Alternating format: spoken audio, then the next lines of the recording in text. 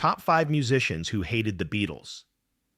The Beatles were an English rock band formed in Liverpool in 1960, consisting of John Lennon, Paul McCartney, George Harrison, and Ringo Starr, often referred to as the most influential band in history.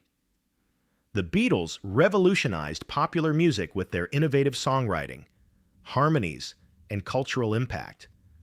Starting out by playing in clubs in Liverpool and Hamburg, they gained massive popularity in the UK with hits like Love Me Do and Please Please Me. Their fame exploded internationally during the Beatlemania era in the mid-1960s, making them global icons. Albums such as Rubber Soul, Revolver, Sgt. Pepper's Lonely Hearts Club Band, and Abbey Road showcased their musical evolution and experimentation with new sounds and recording techniques. The Beatles disbanded in 1970, but their legacy continues to shape music and inspire countless artists.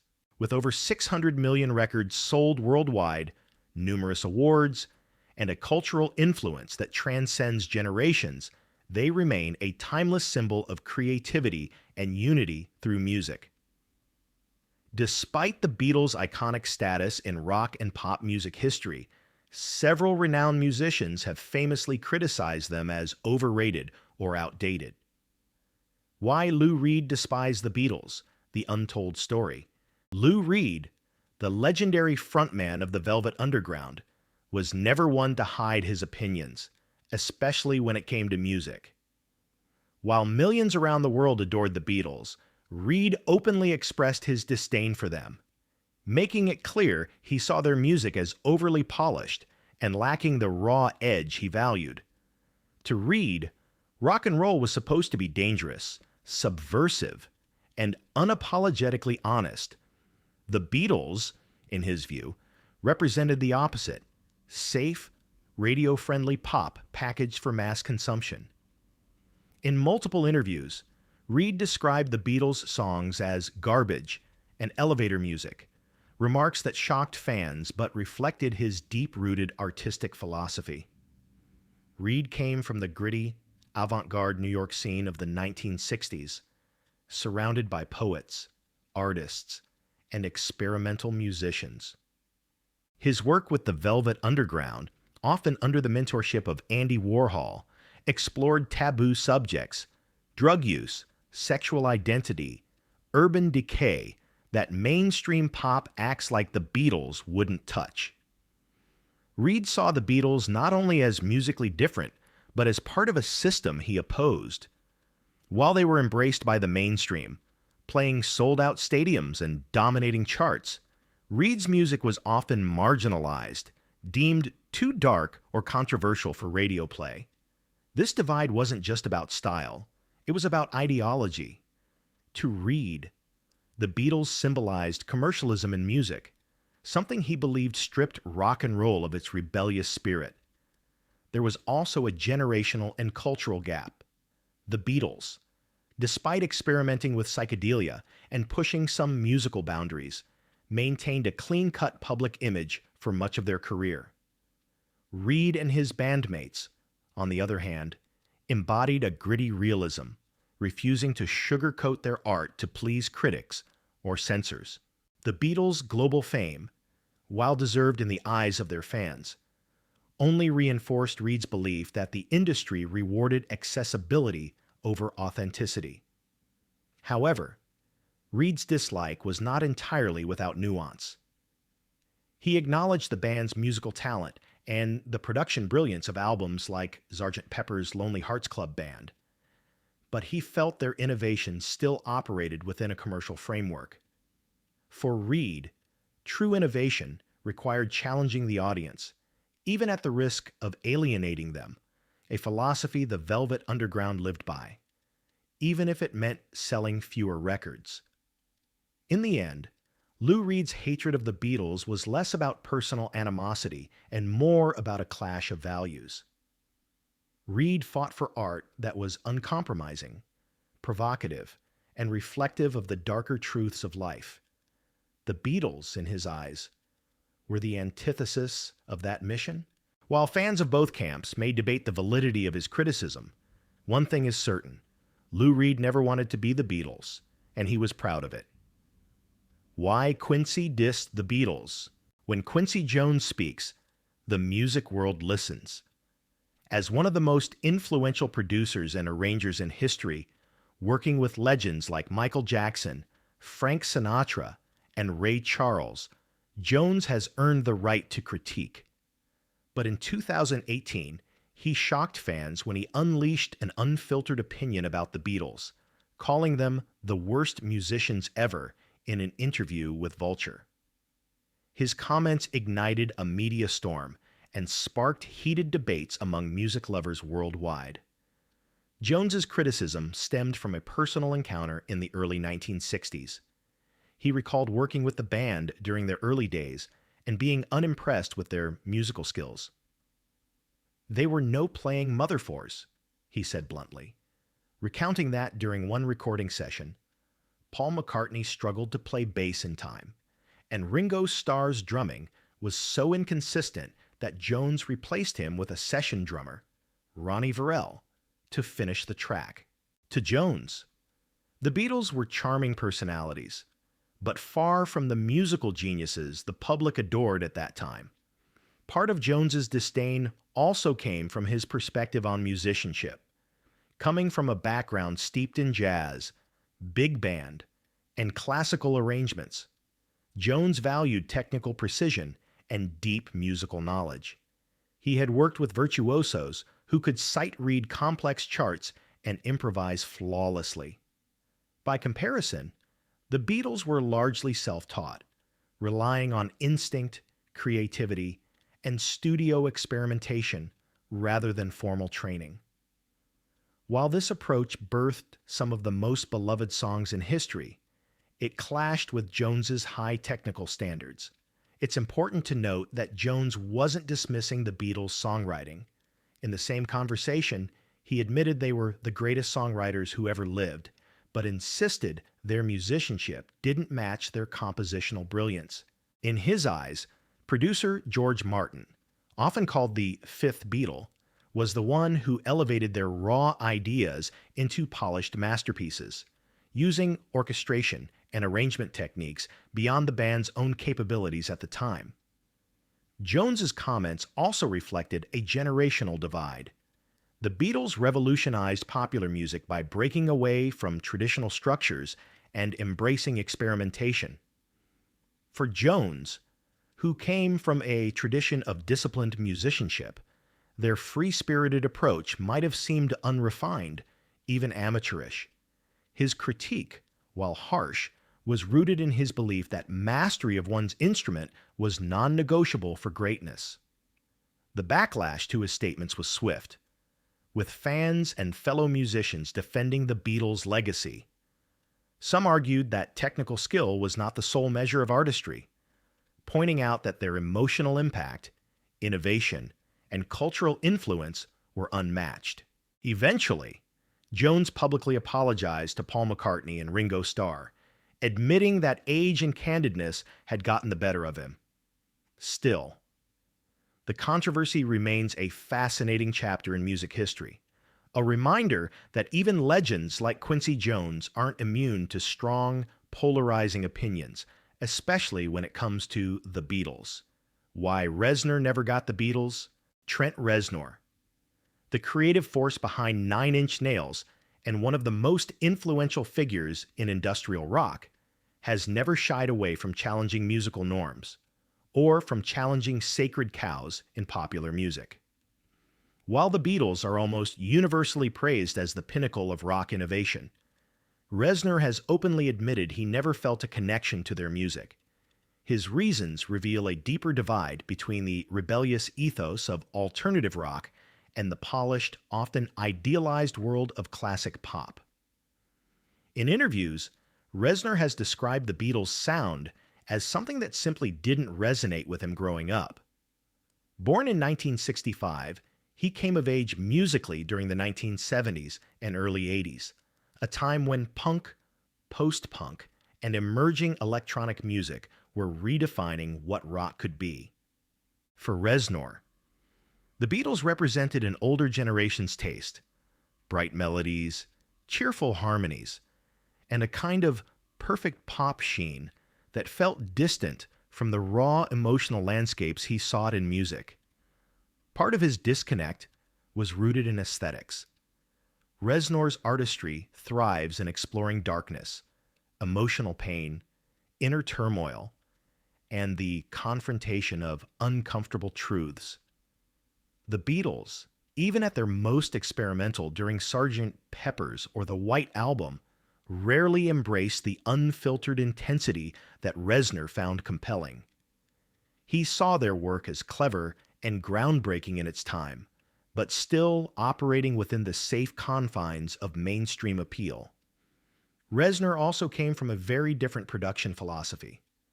While the Beatles revolutionized studio techniques in the 60s, their tools and goals were still oriented toward clean, harmonious arrangements. In contrast, Reznor's approach often involves distortion, noise layers, and sonic textures designed to provoke and unsettle. To him, rock music wasn't about pleasing everyone. It was about expressing something deeply personal, even if it alienated part of the audience. Another factor was cultural saturation. By the time Reznor was forming his musical identity, the Beatles' image had been so mythologized that they felt almost untouchable. For a young artist determined to carve his own path, embracing the Beatles could feel like subscribing to a narrative dictated by the establishment.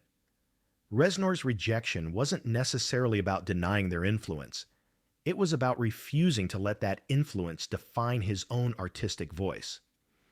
That said, Reznor has never claimed the Beatles lacked talent or importance.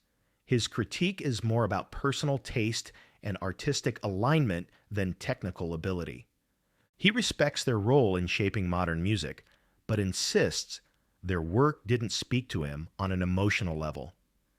In a way, his stance underscores an important truth. Even the most celebrated music in history isn't universal in its appeal. For Trent Reznor, rejecting the Beatles wasn't about provocation. It was about authenticity. His music is built on confronting the shadows, while the Beatles, in his view, painted mostly in light. And for an artist who thrives in darkness, that light was never quite enough. Michael Stipe's problem with the Beatles.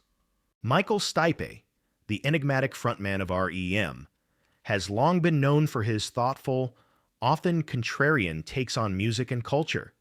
While millions around the world worship the Beatles as the ultimate rock band, Stipe has openly admitted he never liked them, and his reasons are rooted in a mix of personal taste, generational identity, and artistic philosophy. Stipe grew up in the 1960s and 1970s, a time when the Beatles' presence was inescapable. Their songs dominated radio, their faces filled television screens, and their influence was everywhere in popular culture. For a young Stipe, this constant exposure created a sense of fatigue. "They were just there all the time," he once remarked, suggesting that the cultural saturation made it hard for him to engage with their music on a personal level. Instead of feeling inspired, he felt disconnected, perhaps even alienated, by their ubiquity. Another factor was the image the Beatles projected. While they evolved musically over the years, Stipe saw them as part of a male-dominated mainstream rock establishment that didn't reflect his own sense of identity or the inclusive, alternative ethos he would later champion with REM. The Beatles' early image, clean-cut suits, charming smiles, mass adoration, stood in sharp contrast to the kind of raw, grassroots authenticity Stipe valued, musically. Stipe's sensibilities leaned toward the unconventional. With REM, he helped pioneer alternative rock, a genre that thrived on subtlety, ambiguity, and emotional nuance. The Beatles, in his view, favored a more direct melodic style and polished arrangements. Even when they experimented, on albums like Revolver or The White Album, Their work still carried a pop accessibility that Stipe often found uninteresting. He preferred music that left more space for interpretation and mystery, qualities he didn't associate with the Beatles' catalog. There was also a rebellious streak in Stipe's stance. For decades, liking the Beatles had been considered almost a requirement for being a serious rock musician. Rejecting them was, in its own way, an act of independence, a way of saying that great art doesn't have to conform to established hierarchies of taste. By distancing himself from the band's influence, Stipe carved out room to develop a voice and aesthetic entirely his own. Importantly, Stipe's criticism wasn't born from ignorance. He has acknowledged the Beatles' cultural significance and the craftsmanship in their songs. But for him, personal connection matters more than historical importance. And in that sense, the Beatles simply didn't speak to his heart the way other artists did. In the end, Michael Stipe's dislike of the Beatles says as much about him as it does about them. It reflects his commitment to forging his own path, resisting cultural pressure, and embracing a musical identity defined not by consensus, but by authenticity. Julian Casablancas on dismissing the Beatles. Julian Casablancas, the frontman of The Strokes and one of the defining voices of early 2000s indie rock, has never been shy about going against the grain. In a music world where the Beatles are treated almost like untouchable saints, Casablancas has openly admitted he's never been a fan, and his reasoning goes beyond simple taste. It's tied to a conscious rejection of what he sees as the suffocating weight of rock's canon. Growing up in the 80s and 90s, Casablancas was constantly surrounded by the narrative that the Beatles were the greatest band in history. Their songs were played in homes, schools, and media as if they were the definitive blueprint for good music. For a young artist searching for his own voice, that cultural dominance could feel oppressive. Casablancas has hinted in interviews that he resented the idea of being told what music he was supposed to like, especially when it came from an era so far removed from his own lived experience. Musically, Casablancas' style and influences were rooted in raw, unpolished energy. With The Strokes, he helped revive garage rock with gritty guitar riffs, stripped-down production, and a detached vocal delivery. The Beatles, by contrast, embodied meticulous studio perfection and melodic clarity, qualities Casablancas often finds less compelling than rough edges and imperfections.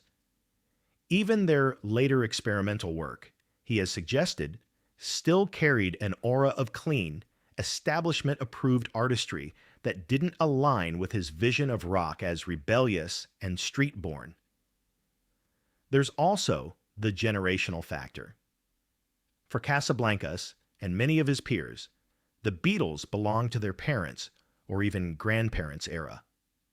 While he respects the historical impact they had, he has expressed more enthusiasm for the punk, new wave, and alternative acts that came later, bands who broke away from the Beatles' influence rather than building directly upon it. In this way, distancing himself from the Beatles is part of defining his own creative lineage. Casablancas' rejection isn't an outright dismissal of their abilities. He's acknowledged their songwriting skill, but he's been clear that their music doesn't resonate with him emotionally. For him, authenticity comes from forging a direct connection with sounds and attitudes that feel alive in his own time, rather than paying homage to what previous generations enshrined as gospel. By pushing back against the universal praise for the Beatles, Casablancas sends a message that music history should be open to re-examination, that no artist, no matter how legendary, should be immune from critique. In doing so, he aligns himself with a tradition of musicians who resist being defined by the past and instead choose to shape their own narratives. In the end, Julian Casablancas' lack of enthusiasm for the Beatles is not about disrespect, it's about liberation.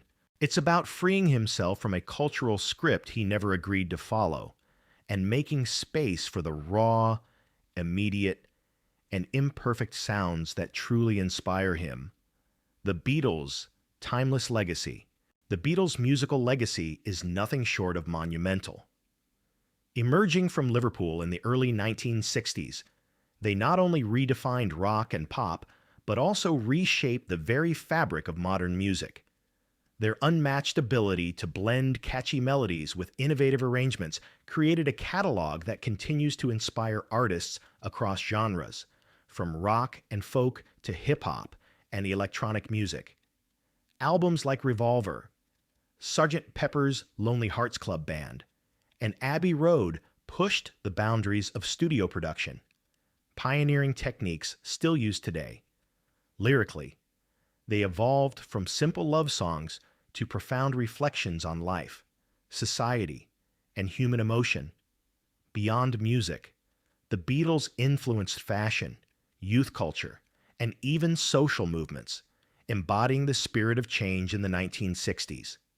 Their breakup in 1970 didn't diminish their impact. Instead, it cemented their status as cultural icons. Decades later, their songs remain timeless, covered by countless artists and cherished by listeners young and old, in every chord, lyric, and experimental sound. The Beatles left behind more than music. They left a blueprint for creativity, proving that innovation and mass appeal can coexist in perfect harmony. Life lessons from the Beatles. The Beatles exemplified creativity, resilience, unity, and musical innovation. The Beatles exemplify resilience, collaboration, and reinvention, showing how persistence and teamwork can achieve greatness. Like, subscribe and comment to support more stories about music's greatest legends.